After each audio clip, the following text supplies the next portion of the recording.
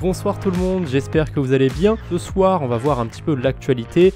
Malgré 2-3 histoires assez tumultueuses, c'est quand même à l'image du marché cette semaine. Il n'y a pas eu grand chose non plus. Peut-être la fin du bear market, qui sait. Le sujet du jour, ça va être l'USDT et on va le voir à quel point il prend de la place dans la DeFi, surtout s'il prend tant de place que ça sur la DeFi. Avant de commencer, si vous êtes sur la rediffusion de cette vidéo, n'hésitez pas à lâcher un j'aime. Vous le savez peut-être, mais UOB, a priori, ils ont pas les fonds qu'ils disent avoir. Donc je sais plus ce que c'est au total, si c'est pas une connerie comme 2 milliards de fonds, même si l'exchange peut se casser la gueule ou quoi que ce soit, pour moi on n'est pas sur un niveau FTX quand même, on est quand même sur quelque chose de plus petit. Néanmoins, il y a des petites ramifications avec l'USDT qui sont pas terribles non plus, mais on aura l'occasion d'en reparler de ces ramifications, etc. UOB, pour ceux qui ne savent pas, ça a été racheté il n'y a pas si longtemps par Justinson, et Justinson c'est tout un personnage. Justement, on en avait parlé dans un précédent live, et je vous invite à aller le voir si vous avez un peu de temps, si vous ne l'avez pas vu. Voilà, je vous avais parlé un petit peu de Justinson, de Tron, etc. Et on avait été voir ensuite l'USDD, le fameux stablecoin qu'il y a sur l'écosystème Tron, son collatéral, etc. Et pourquoi ce stablecoin pue la merde. On va dire les termes, le stablecoin il pue, il est pas terrible. Il y a pas longtemps du coup, Justinson a lancé aussi STUSDT, Staked USDT, ça permet de directement obtenir des intérêts sur ces USDT, mais pas grâce à n'importe quoi, grâce au bon du trésor américain. Vous le savez probablement, derrière les stablecoins, il n'y a pas vraiment que des dollars en banque. Généralement, c'est une toute petite partie du collatéral, surtout chez Tether. Ils vont avoir plein de choses dans leur collatéral, notamment des choses qui sont, on va dire, très proches d'un dollar. Hein. On va pas dire que c'est des stablecoins, mais vous avez compris l'idée. C'est des choses qui représentent un dollar, c'est en tout cas des valeurs qui sont très proches. Ça va être des bons du trésor. Je sais pas s'ils le font encore Tether, pendant un moment ils faisaient des prêts aussi. Ça, c'est pas terrible je trouve. Mais essentiellement, ça va être des bons du trésor et ouais, ça doit bien donner 4-5% d'intérêt, quelque chose comme ça. Donc le rendement a l'air quand même cohérent. L'idée de base est pas si mauvaise, je trouve. Par contre, il y a pas 350 000 stakers. Ça, c'est faux. C'est totalement faux. Il y a bien 500 millions dessus, mais bon, vous allez le voir un petit peu dans le thread. C'est très manipulé. Alors, pourquoi Tether se vend-il? Insolvabilité probable de UOB. Binance a commencé à vendre des USDT en gros. Nous avons découvert que les dirigeants de UOB et le personnel de Tron interrogés par la police, ce n'est pas longtemps après le lancement du STUSDT de Sun et des changements d'équilibre étranges chez UOB le mois dernier. La traduction, est un petit peu bancale, mais en gros, qu'est-ce qui se passe? Binance, ils ont vendu des grosses quantités d'USDT. Tether, du coup, il avait vite fait des pegs, mais franchement, moi, j'appelle pas ça un dépeg quand on est à 0,998. UOB, c'est la merde. Ça, c'est quoi déjà? Je crois que c'est la réserve d'USDT qu'il y a chez UOB. Voilà, depuis un mois, il n'y a plus grand-chose. Hein. C'est en train de s'évaporer. Évidemment, c'est pas parce que les clients sont sortis de la plateforme d'échange. La propre chaîne de Tron montre que 98% du jeton, donc des STUSDT, est détenu directement par Sun ou UOB. Et lorsque vous mettez USDT dans STUSDT, il est balayé dans une adresse de dépôt UOB. A priori, ce nouveau protocole sur la blockchain Tron, dont il y a 350 000 utilisateurs, 351 000 stakers, incroyable, ça sent un peu le pipeau quand même. Hein. A priori, ce serait quand même pas mal Justinson et UOB. Du coup, si le STUSDT était réel, on devrait voir UOB faire une rédemption, donc convertir des USDT en dollars pour en gros acheter les parts de Tether. Mais du coup, il n'y a pas de rédemption. En fait, l'USDT, ils sont toujours sur la blockchain Tron, ils n'ont pas bougé, il n'y a pas eu de retrait, donc c'est un petit peu suspicieux. Mais plus important encore, une tonne semble aller dans les propres positions de DeFi de Justin, comme Justland. Ça, c'est pas nouveau, on l'avait déjà vu avec l'USDD. Écoutez, c'est comme ça. Cela signifie que sur l'ensemble de l'USDT et de l'USDC, UOB ne détient que 90 millions de dollars actifs. D'après leur dernière audit, UOB indique toujours qu'ils détiennent 630 millions de dollars en USDT, que les utilisateurs détiennent 630 millions de dollars en USDT et que UOB a 631 millions. Évidemment, c'est faux. Enfin, en tout cas, c'est plus le cas. Ça n'a pas été mis à jour depuis un mois. Et du coup, si ça n'a pas été mis à jour depuis un mois, quel intérêt de garder cette page? Ainsi, les utilisateurs pensent qu'ils ont des soldes de 631 millions de dollars dans UOB, mais il n'y a que 90 millions de dollars là-bas. Le reste que Justinson utilise pour soutenir ses autres applications de DeFi en payant un rendement pour inciter les utilisateurs à déposer davantage dans UOB. Mais imaginez, vous avez un exchange sur lequel il y a 600 millions de dollars et comme par hasard, vous avez besoin d'à peu près, je sais pas moi, 500 millions de dollars pour backer un stablecoin. Franchement, j'ai pris 500 millions de dollars au pif, hein. J'aurais pu prendre 300, 200, non, mais Mais 500 millions de dollars, ça me paraît plutôt pas mal comme données. Ouais, je me fais un peu l'avocat du diable. À tout moment, ils pourraient remettre les USDT sur UOB, mais dans ce cas-là, du coup, le collatéral du USDT, il vient d'où? C'est le problème, en fait. J'ai l'impression que le collatéral, il est où ça l'arrange, quoi. Quand à un moment, il a besoin d'être derrière un projet, il est derrière un projet, ensuite, pouf, ça va sur un autre projet. Tous les ETH des utilisateurs manquent également. Sun les a transformés en STETH. Les utilisateurs pensent qu'ils détiennent 141 000 Ether sur UOB et à la place, Sun détient environ la moitié de ce solde total. Ils réalisent que Sun n'a pas l'USDT qu'il prétend avoir et si les utilisateurs le découvrent, il pourrait y avoir un gros dump. Donc oui, c'est vrai que si du coup Binance a beaucoup d'USDT et que l'USDT dump, c'est pas bon, mais à court terme, je pense pas encore une fois que l'USDT irait à zéro. Ça, c'est que mon avis. On peut quand même aller regarder la documentation et c'est ce qu'on va aller faire, la transparency, donc le collatéral qu'il y a derrière USDT. C'est fait par une boîte d'audit, etc. Mais bon, à quel point c'est réel ou quoi, on en reparlera. Même lorsque vous additionnez l'argent que Sun a canalisé de UOB vers ses applications de DeFi, il ne semble n'avoir qu'environ la moitié des obligations totales pour UOB. Le seul atout dans lequel ils sont vraiment en bonne santé est le Bitcoin. Sun utilise UOB comme sa tirelire personnelle pour gagner des dépôts d'utilisateurs. Et il ne peut pas honorer les soldes là-bas sur ETH ou USDT. Si les utilisateurs essayent de retirer ou de vendre en gros. En gros, on risque un bank run du côté de UOB. Et du coup, évidemment, c'est la grosse news de cette semaine. PayPal va lancer son propre stablecoin incroyable. Il est même déjà sur la blockchain. Alors pour l'instant, il y en a 0 débit, il y a 0 PYUSD. Mais le contrat existe et je pense que d'ici peu de temps, ce sera utilisable. J'avais vu un autre tweet comme quoi il y avait des tests depuis novembre 2022. Donc d'un côté, vu le timing, je comprends pourquoi ils le lancent que maintenant. Novembre 2022, c'était quand même la chute de FTX. C'était peut-être pas le meilleur moment pour lancer un stablecoin. On va revenir vite fait sur l'histoire de Curve qu'il y a eu la semaine dernière. Curve a été hacké. Il y a 70 millions de fonds qui ont été rendus. Évidemment, dans le lot, il y a 52 millions de fonds qui ont été retournés.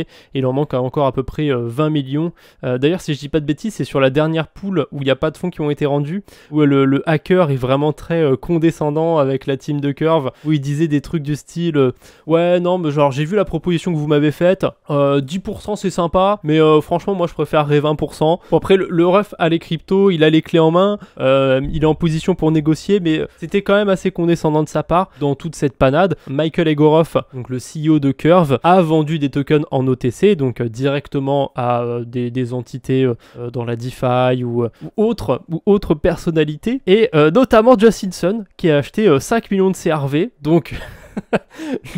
le gars, il a déjà pas d'argent, a priori il lui manque la moitié des fonds du hobby, mais t'inquiète, il continue d'acheter des cryptos et tout. Bon, pour le coup, c'était plutôt une bonne occasion parce que ça a été vendu à 40 centimes pièce le CRV et il vaut pas 40 centimes. Hein. Spoiler, il vaut dans les 60 centimes. Il vaut 61 centimes. Alors, si je dis pas de bêtises aussi, ils sont bloqués pendant 6 mois, donc Justinson ne peut pas tout de suite les vendre pour se faire son bénéfice. On lui souhaite que d'ici là, il soit toujours au-dessus de 40 centimes. Mais voilà, c'est bloqué pendant 6 mois. Et écoutez, pourquoi pas. Pour l'instant, le token CRV a l'air de digérer la news. Le protocole, en dehors de ça, marche plutôt bien. Par contre, ça met quand même un petit coup de pression qu'un des protocoles historiques se fasse hacker comme ça. Ça met un petit coup de pression. Après, c'était à cause d'un des langages qui a été utilisé, le Viper, etc. On va pas rentrer dans le détail. USDT, justement, on parle d'eux. Vous avez probablement vu passer un petit peu les news par rapport à USDT depuis le début de l'année. Ils achètent en masse du Bitcoin. Ils ont des revenus qui sont incroyables. Après, d'un côté, quand on voit leur collatéral, c'est normal, ils font travailler beaucoup d'argent, donc ils peuvent se le permettre. Et si je dis pas de bêtises, il y a 15 ou 20% de leurs revenus qui convertissent en Bitcoin. Et pour l'instant, a priori, Tether serait la 11e plus grosse whale de Bitcoin. Incroyable. Il détiendrait actuellement environ 1,6 milliard de dollars en BTC. On a Uniswap qui s'est déployé sur cette blockchain. Je crois que je l'ai dit la semaine dernière, mais au cas où, je le répète, Uniswap, ils sont aussi déployés sur Avalanche. Il y a pas mal de choses qui se passent aussi du côté d'Avalanche. Personnellement, je suis un petit peu bullish sur cet écosystème, mais pas au point non plus d'hypothéquer la maison. De toute façon, j'en ai pas. Bref, en plus de Uniswap qui va sur Base, on a aussi Overnight Finance. Ils font un stablecoin qui est un petit peu particulier. Alors, avant, j'étais pas fan non plus de leur stablecoin, mais je trouvais le projet sympa. Maintenant, quand on va voir un petit peu leur stratégie, je trouve que c'est trop centralisé sur un protocole. Overnight, le truc, c'est qu'ils ont des stablecoins, mais notamment l'USD+, et sur pas mal d'écosystèmes, hein. On peut aller voir performance, donc BSC, Base maintenant, ZK-Sync, Arbitrum, Polygon. Sur Base, ça existe depuis, ça y est depuis quelques jours a priori. Et on peut voir le collatéral, on peut voir tout ce qu'il y a derrière ces stablecoins. Là du coup je suis du côté de la Binance Smart Chain, et vous voyez il y a 95% sur TENA. Alors peut-être que le rendement il est élevé, c'est super et tout, ça donne des bons rendements à ceux qui détiennent de l'USD+, mais ce que j'aime pas c'est que s'il y a un hack sur TENA ou quoi, l'USD+, il est mort en fait sur la Binance Smart Chain.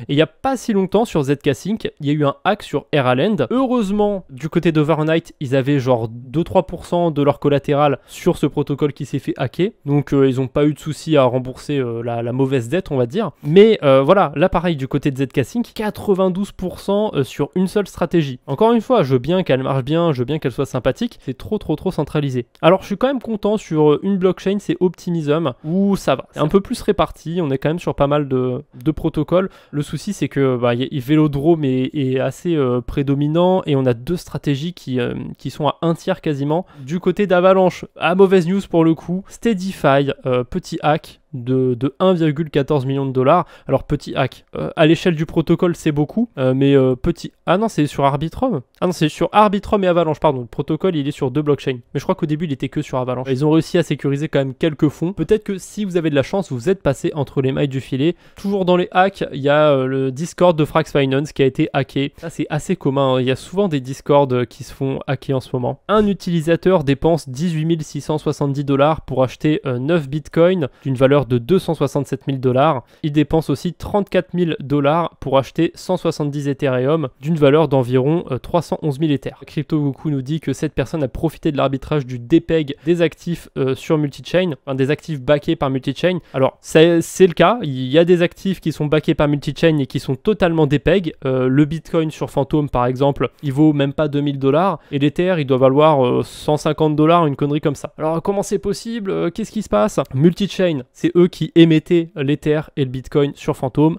Maintenant les fonds de multichain ils sont plus accessibles, on va dire. C'est plus compliqué que ça, mais voilà, clairement ils sont plus là. Et du coup voilà, hein, s'il n'y a plus le collatéral, c'est logique, l'Ether il ne peut plus valoir un Ether et le Bitcoin il ne peut plus valoir un Bitcoin. Donc qu'est-ce qu'il a fait ce petit zozo? Et surtout comment j'ai retrouvé son adresse? Alors ça c'est très simple. Pour retrouver une adresse avec un screen comme ça, vous avez besoin d'un outil qui est tout con, c'est DexScreener. Alors il faut aussi quand même avoir un petit peu de patience dans certains cas. Là pour le coup j'ai quand même de la chance, c'est sur la blockchain Phantom, donc il y a deux gros protocoles sur la blockchain Phantom, et vous allez voir que c'était l'évidence même sur cet exemple. Donc je vais prendre le screen avec le Bitcoin. On peut voir que notre très cher arbitrageur a converti 1500 AXL USDC, donc c'est des USDC bridgés via Axelar, donc ils valent bien 1 dollar. Eux pour le coup ils ont pas été DPEG, enfin pas encore en tout cas. Il a converti ces 1500 USDC en 0,72 Bitcoin, qui valent à peu près 21 000 dollars. Bon, ça on l'a vu que en fait les bitcoins ils valent pas vraiment ce prix là, mais a priori la belle affaire puisqu'il a réussi à les convertir contre des bitcoins sur une autre blockchain. On peut voir qu'il a converti ses USDC en Phantom puis en bitcoin. Alors il l'a pas fait en deux transactions, hein, ça s'est fait automatiquement, mais du coup c'est ça qui est intéressant, c'est qu'il n'est pas passé directement de l'USDC au bitcoin. Donc ça sert à rien de chercher un échange d'USDC à bitcoin. Il est passé d'USDC à Phantom puis de Phantom à bitcoin. Donc on peut soit chercher un transfert d'USDC, soit un transfert de Phantom. Je vais sur DexScreener,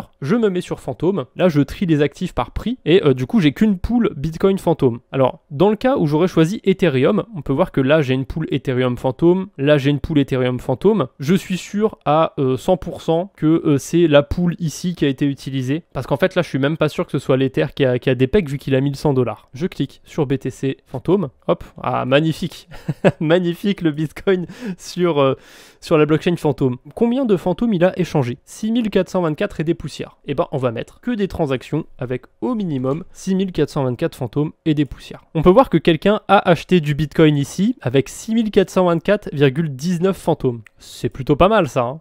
Ça a l'air de correspondre quand même plutôt pas mal. Bon, on va cliquer sur la transaction juste ici. Oh bah tiens, en fait il avait échangé des USDC contre des Phantom contre des Bitcoins. Voilà, j'ai retrouvé la transaction. Et comme j'ai retrouvé la transaction, bah juste ici, j'ai son adresse. Et j'ai une extension sur Chrome qui me permet directement d'aller sur D-Bank. Donc là, je peux aller sur son adresse. On va vite fait aussi regarder les transactions sur le bridge. On va évidemment sur D100AC retrouver tout simplement les transactions de Akiya juste ici. Mais on va voir d'autres petites transactions qui sont assez bizarres. On va descendre un petit peu. Alors évidemment, vous vous doutez bien, il y a des petits malins qui ont essayé de refaire le même exploit que le fameux Akiya juste ici et de bridger via Evodify. Spoiler, n'essayez pas, ne perdez pas votre temps. Il me semble que c'est plus du tout possible. Puisqu'on peut le voir ici, il y a eu des retraits. Alors pas que sur la blockchain fantôme évidemment, hein. Il y en a eu sur plein de blockchains. On peut les voir aussi ici. Ça c'était pas des retraits, je sais plus trop ce que c'était. Ah si, c'était des retraits aussi. Il y a eu des retraits un petit peu partout sur toutes les blockchains. Des grosses quantités de Bitcoin ici, 4 Bitcoin sur Ethereum, 47 Bitcoin ici sur Ethereum, bref. Beaucoup de cryptos qui ont été retirés, on va dire, in extremis de Evodify. Je vais un petit peu plus loin dans ma vidéo, je vais sur plus de détails sur notamment comment il a fait techniquement le gars pour utiliser Evodify. Donc si ça vous intéresse, si vous êtes curieux, allez voir la vidéo. Maintenant, le sujet du jour, c'était l'USDT. On va faire un petit état des lieux de l'USDT sur la DeFi, mais avant ça, on va regarder simplement le collatéral de l'USDT. On l'a déjà fait, je crois, en live, mais c'est toujours sympa à aller voir. Alors. Déjà, on peut voir un truc aussi, là je suis sur le site de Tether, je peux pas faire plus officiel comme source. Cette page, elle a été updatée hier à 11h de l'après-midi, du coup c'est à 23h30 UTC, donc c'était quelle heure? Ce matin à 1h30 du matin, voilà, bref, je recommence ma phrase. La page a été actualisée pour la dernière fois en France à 1h30 du matin le 8 août, pas le 7 août du coup, parce que ça c'est l'heure UTC, ou minuit 30, je sais jamais à cause de l'heure d'hiver et l'heure d'été. Minuit 30 ou 1h30, peu importe, tôt le matin. Dans tous les cas, c'était tôt le matin. Et du coup, on peut voir sur cette page où sont répartis les USDT. Alors, j'espère que vous voyez bien. Je peux zoomer un petit peu quand même. C'est pas trop dégueu. Normalement, on voit un peu mieux. Alors, il y a 44 milliards d'USDT sur Tron. J'ai même pas fait gaffe. Il y a combien d'USDT au total? Il y en a 83,6 milliards. On va faire un arrondi un petit peu au-dessus. C'est pas très grave. 83,6 milliards. Donc il y en a plus de la moitié sur Tron, il y en a 39 milliards sur Ethereum, il y en a 2 milliards sur Solana, Omnichain c'est sur Bitcoin on va dire, c'est pas vraiment Bitcoin mais vous avez compris l'idée. Il y en a 650 millions sur Avalanche, 141 000 sur Tezos, 90 millions sur Kava, etc. etc. Globalement, on peut se dire qu'il y en a essentiellement que sur Ethereum et sur Tron, et un petit peu sur Solana aussi. Il y en a quand même pas mal sur Solana. Mais voilà, c'est quand même essentiellement sur ces deux blockchains. Alors Tron, bon, voilà, Tron, ça vaut ce que ça vaut, hein. C'est Justin Sun. Bon, est-ce que c'est si grave qu'on ait des USDT sur Tron? Il y a 44 milliards d'USDT sur Tron. Si Tether, ils ont bien 44 milliards de dollars de côté, et je vois pas le problème en fait. À tout moment, si Justin Sun il fait n'importe quoi ou quoi que ce soit, bah ils peuvent juste lui dire, ok, les USDT sur Tron, ça pue la merde, on va en émettre des nouveaux sur d'autres blockchains, et puis voilà, et puis Justin Sun, il ira se faire foutre. Après, il faudrait quand même faire savoir à tout le monde que l'USDT sur Tron, c'est plus le vrai USDT, etc., qui devrait pas être accepté. Ça peut prendre du temps, et du coup on peut retrouver des petits malins qui arrivent à faire des arbitrages entre guillemets ou quelque chose comme ça, un peu la même histoire qu'avec Evodify qu'on vient de voir. Mais dans la théorie, ça devrait marcher. Dans la pratique, je suis moins sûr. Mais du coup, ça c'est pour la répartition des USDT sur les différentes blockchains. On peut voir les bridges, tiens, pourquoi pas. Il n'y a que le bridge de OKX, pourquoi pas. On peut voir surtout l'audit et qu'est-ce qu'il y a dans les réserves de l'USDT. Alors, sans surprise, il y a très peu de vrai cash. Donc c'est même pas 0,12% au total, hein. C'est 0,12% de 85%. Donc c'est genre 0,1%. Il n'y a que 80 millions en cash. C'est pas beaucoup, hein. On va prendre Circle vite fait. USDC, il y en a 26 milliards en circulation. USDT, il y en a 83 milliards. Il y a une petite différence quand même. Sauf que derrière l'USDC, on a 24 milliards de Circle Reserve Fund. Et donc c'est essentiellement des bons du trésor. Et 1,8 milliard en cash. Il y a quand même vachement plus en cash que chez Tether. Chez Tether, a priori, ils ont 80 millions. Si on en croit leur documentation. Ridicule, 80 millions. Mais bon, pourquoi pas. Qu'est-ce qu'on a d'autre dans ces cash and cash deposits, machin truc? On a des bons du trésor américain, un quart des 85%. Ça, je n'ai aucune idée de ce que c'est. Ça non plus. Je me demande si c'est pas des prêts. Money market funds, des fonds, mais dans des money markets. Pareil, c'est relativement stable, mais c'est quand même un chouïa plus risqué que les bons du trésor. Et des bons du trésor non américains. Je crois que dans l'eau, il y a des bons du trésor mexicains, des conneries comme ça. C'est une partie très faible, donc à la limite, ça me dérange pas trop de voir ça, honnêtement ça va. Des métaux précieux, 4%, des bitcoins, 2%, d'autres investissements et des prêts. Ah non voilà, je suis con, ils sont là les prêts, c'est vrai, ça se dit loan en anglais. Secured loans, donc c'est des prêts. Ça par contre j'aime pas trop les 6% en prêt, mais écoutez. Les bitcoins et les métaux précieux, il me semble que en gros, ils les ont en plus du collatéral, ou en tout cas une partie est en plus du collatéral, et ça sert un petit peu de coussin de sécurité. L'idée est pas bête, imaginons qu'ils aient 83 milliards en cash et 2-3 milliards en plus en bitcoin et en métaux précieux. L'idée est pas bête, et quand même, on n'est pas censé quand même retrouver ça derrière un stablecoin. C'est un petit peu bizarre, mais pourquoi pas. Et puis avec tous les bénéfices qu'ils font, grâce notamment au bon du trésor américain, ils peuvent se permettre d'investir là-dedans. Paradoxalement, sur la DeFi, on a beaucoup de BUSD, alors que ce stablecoin, il est en train de... Normalement, 2024, il devrait être mort. C'est vraiment un gros paradoxe, mais bon, pourquoi pas. Du coup, comme je parle de DeFi, etc., on va voir ce qui se passe du côté de la DeFi, comment les pools de liquidité, etc., sont répartis. Est-ce que l'USDT prend tant de place que ça sur la DeFi? C'est intéressant comme sujet, donc on va regarder ça. On va commencer par faire un petit peu un état des lieux, on va regarder plein de pools de liquidité. On va commencer par Curve, on peut voir qu'on a 54% d'USDT dans la pool et plus de 20% de DAI et d'USDC. Le souci, c'est qu'on est censé avoir à peu près une égalité partout, donc 33% sur chaque stablecoin, et on voit qu'il y a quand même une grosse dominance de l'USDT. Néanmoins, ça s'est quand même équilibré, parce qu'à un moment, on était arrivé à plus de 70% ou plus de 65% d'USDT, donc là, c'est en train de diminuer, donc c'est pour ça que je m'en fais pas trop. Du côté de Balancer, là on peut voir que c'est à peu près le même constat.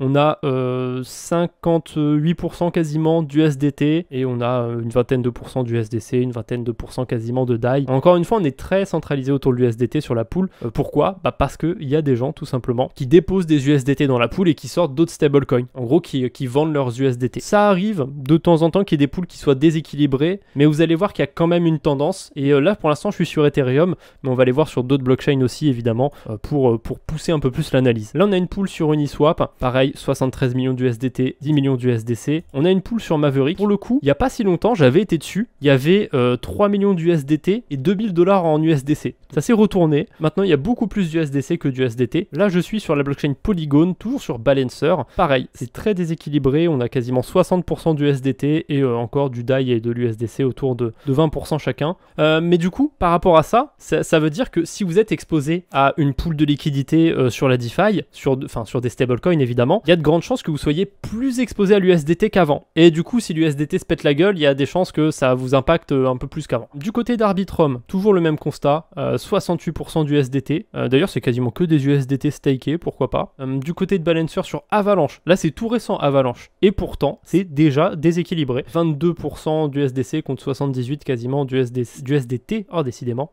À Uniswap du côté d'Arbitrum, pareil, beaucoup plus d'USDT. Curve du côté d'Optimism, on a plus d'USDT, mais ça va, le ratio est un peu mieux que du côté d'Ethereum. Et paradoxalement, on a plus de DAI. Souvent, on va avoir moins de DAI que d'USDC. Du côté de Uniswap sur Polygon, pareil, toujours plus d'USDT. On va aller voir une dernière chose par rapport au stablecoin et à la liquidité sur la DeFi. C'est comment sont réparties au global sur un protocole les liquidités. Et vous allez voir que quand on regarde les pools de stablecoin, on se rend compte qu'il y a beaucoup d'USDT, mais quand on prend un point de vue plus éloigné, plus global, on se rend compte que l'USDT, il prend pas tant de place que ça sur la DeFi. On va même voir en fait que le ratio il est de l'autre côté. C'est l'USDC qui a une place majoritaire. Donc là, je suis sur DBank, je peux voir tous les protocoles. On va commencer par Curve sur Ethereum. Et là, je suis sur les assets. Ça, c'est toutes les cryptos qui sont déposées sur Curve. Alors peut-être qu'il y a un ou deux smart contracts de Curve qui sont pas pris en compte, mais il doit y avoir 20 centimes dessus, donc on s'en fout. Le gros du gros, c'est là. Et du coup, on peut voir qu'il y a 247 millions d'USDT sur Curve et 237 millions d'USDC. Donc en vrai, quand on prend plus de recul, quand on regarde toutes les liquidités, il n'y a pas un si gros écart entre l'USDC et l'USDT. Après, ça s'explique bien évidemment parce qu'il y a des pools où il y a de l'USDC et il n'y a pas d'USDT, etc., etc. Du côté d'Uniswap sur Ethereum, on a 218 millions d'USDC et 112 millions d'USDT. Pourtant, quand on regardait la pool de stablecoin, vous voyez, il y avait 7 fois plus d'USDT. Mais quand on prend encore une fois un peu plus de recul, voilà, on se rend compte qu'il y a quand même plus d'USDC sur le protocole. Donc en vrai, est-ce qu'il y a un risque systémique de l'USDT dans la DeFi, j'ai quand même pas l'impression. PancakeSwap, ça j'ai pas été voir pour le coup. On est réparti comment stablecoin? Il y a 122 millions d'USDT et 81 millions de BUSD. Alors là c'est normal qu'on voit pas d'USDC parce que l'USDC est assez peu répandu sur la Binance Smart Chain. Balancer du coup on a 20 millions d'USDT, 14 millions d'USDC, on a carrément 29 millions de DAI. Je m'attendais pas à ce qu'il y ait plus de DAI qu'autre chose, mais pourquoi pas. Et on a aussi 26 millions de R, et le R c'est un stablecoin aussi je crois, celui de Raft si je dis pas de bêtises. Allez on va quand même regarder vite fait AAV pour voir si on a plus d'USDT ou d'USDC. Sur Polygon c'est kiff kiff, il y a à peu près la même quantité. Passez une bonne soirée, j'espère que ça vous a plu. On se retrouve bientôt j'espère, et en attendant de toute façon si vous aimez bien mon contenu, vous avez mes chaînes YouTube à votre disposition. Allez je vous embête pas plus, salut tout le monde et bonne soirée.